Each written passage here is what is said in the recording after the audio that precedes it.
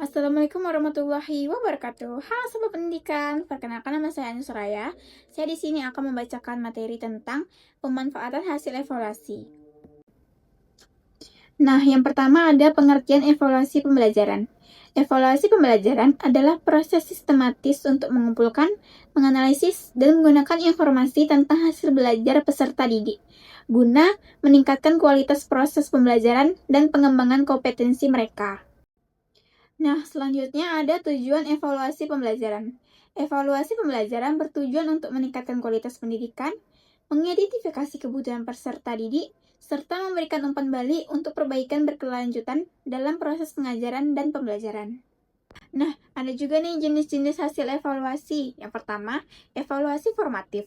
Dilakukan selama proses pembelajaran untuk mengidentifikasi kemajuan peserta didik dan memberikan umpan balik yang berguna bagi mereka secara terus-menerus.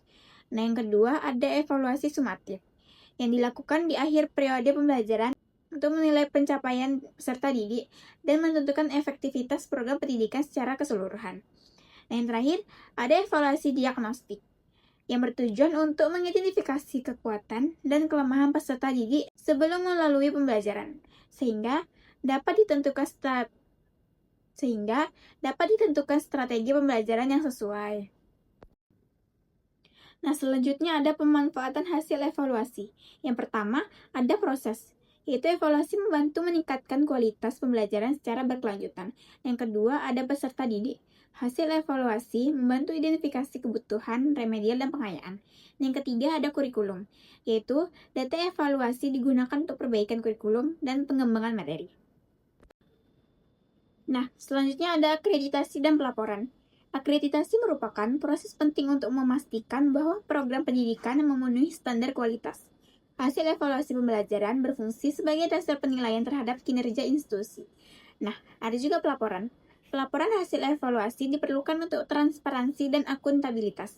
Ini membantu dalam menginformasikan pemangku kepentingan tentang kualitas pendidikan dan perkembangan yang dicapai oleh peserta didik. Nah, selanjutnya ada langkah-langkah pemanfaatan evaluasi. Yang pertama ada analisis data, mengumpulkan data hasil evaluasi secara sistematis. Yang kedua, ada umpan balik, yaitu memberikan umpan balik kepada peserta didik secara konstruktif. Yang ketiga, ada tindakan perbaikan, yaitu mengimplementasikan perbaikan berdasarkan hasil analisis. Yang keempat, ada evaluasi ulang, yaitu melakukan evaluasi ulang untuk menilai efektivitas perbaikan. Nah, selanjutnya ada tantangan dan solusi evaluasi. Nah, salah satu tantangan utamanya adalah kurangnya pemahaman mengenai evaluasi pembelajaran di antara pengajar, yang menghambat implementasi yang efektif dalam proses pembelajaran. Nah, solusinya, berikan mereka pelatihan dan workshop untuk mengajar dapat memberikan pemahaman yang lebih baik tentang evaluasi, sehingga mereka mampu menerapkan hasil evaluasi secara optimal untuk memperbaiki proses pengajaran. Nah, selanjutnya ada rekomendasi pemanfaatan. Nah, yang pertama, memberikan pelatihan rutin kepada guru dalam menganalisis dan memanfaatkan data hasil evaluasi secara efektif. Nah, yang kedua ada memanfaatkan teknologi dan aplikasi manajemen pembelajaran untuk memudahkan pengolahan data evaluasi. Yang ketiga, ada membangun budaya refleksi dan kolaborasi antar guru dalam menindaklanjuti hasil evaluasi. Nah, yang keempat ada menyusun sistem pelaporan hasil evaluasi yang efisien, terstruktur, dan mudah dipahami oleh semua pihak. Nah, yang kelima ada mendorong dukungan kebijakan dari pimpinan institusi agar pemanfaatan hasil evaluasi berjalan secara sistematis. Nah, yang keenam, menerapkan hasil evaluasi secara terarah dan berkesinambungan dalam proses revisi kurikulum dan pengajaran. Nah, yang terakhir, melibatkan semua pihak guru, siswa, orang tua, dan pengambil kebijakan dalam upaya peningkatan kualitas pembelajaran. Selanjutnya adalah kesimpulan.